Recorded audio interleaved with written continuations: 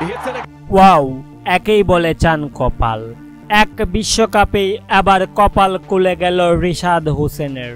কোটি টাকায় সরাসরি চুক্তিতে লঙ্কান প্রিমিয়ার লিগ LPL এ দল পেলেন রিশাদ হোসেন। বিস্তারিত জানুন পুরো ভিডিও জুড়ে। এর আগেই এবারের টি-20 বিশ্বকাপের মিশন শেষ করেই শ্রীলঙ্কান লিগে খেলতে দেশ ছেড়েছেন 3 টাইগার ক্রিকেটার তাসকিন আহমেদ, মোস্তাফিজুর রহমান এবং তাওহিদ হৃদয়। এছাড়াও বাংলাদেশি একাধিক প্লেয়ার ড্রাফটে নাম লিখিয়েছিলেন, তবে ড্রাফট থেকে শুধুমাত্র মোস্তাফিজুর রহমানই দল পেয়েছেন ডাম্বুলা সিক্সারের হয়ে। এরপরে সরাসরি চুক্তিতে দল পেয়েছিল তাসকিন আহমেদ এবং তাওহিদ হৃদয় এবং মুস্তাফিজুর রহমান মাঠ মাতাচ্ছেন ডাম্বুলা সিক্সারের হয়ে।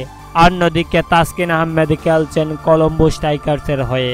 এদিকে আজ এক লঙ্কান সংবাদ মাধ্যম হতে জানা যায় বাংলাদেশের একমাত্র লেগ স্পিন অলরাউন্ডার রিশাদ হোসেনকে LPL এর ফ্র্যাঞ্চাইজি কলম্বো স্ট্রাইকার্স তাদের দলে বিরাতে চাচ্ছেন।